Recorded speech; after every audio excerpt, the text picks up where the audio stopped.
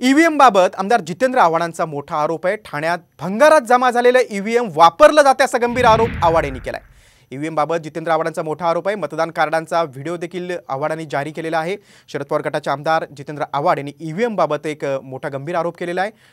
ठाण्यात भंगारात जमा झालेलं ईव्हीएम हे वापरलं जातंय असा आरोप आमदार जितेंद्र आव्हाड यांनी केलेला आहे। मतदान कार्डांचा व्हिडिओ देखील जितेंद्र आव्हाड यांनी जारी केलेला आहे। आपण बघतोय मतदान कार्डाचा व्हिडिओ देखील हा जारी केलाय। दादोजी कोंडदेव स्टेडियमच्या भंगारातील ईव्हीएम हे वापरात आले असा आरोप आहे आव्हाडांचा। मतदान कार्डांचा त्यांनी व्हिडिओ देखील जारी केलेला आहे।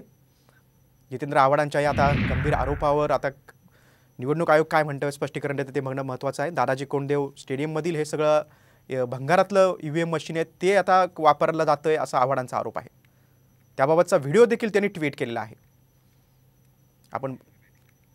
आपण बघतोय शरद पवार गटाचे आमदार जितेंद्र आव्हाडांनी ईव्हीएम बाबत आरोप केलेला आहे। विरोधक सातत्यानं ईव्हीएम बाबत आरोप करतात। बॅलेट पेपरवर मतदान घ्या अशी मागणी आहेत आणि आता ईव्हीएम बाबत जितेंद्र आव्हाडांचा हा मोठा आरोप आहे। भंगारात जमा असलेले ईव्हीएम मशीन हे वापरले जात आहेत असा आरोप आहे।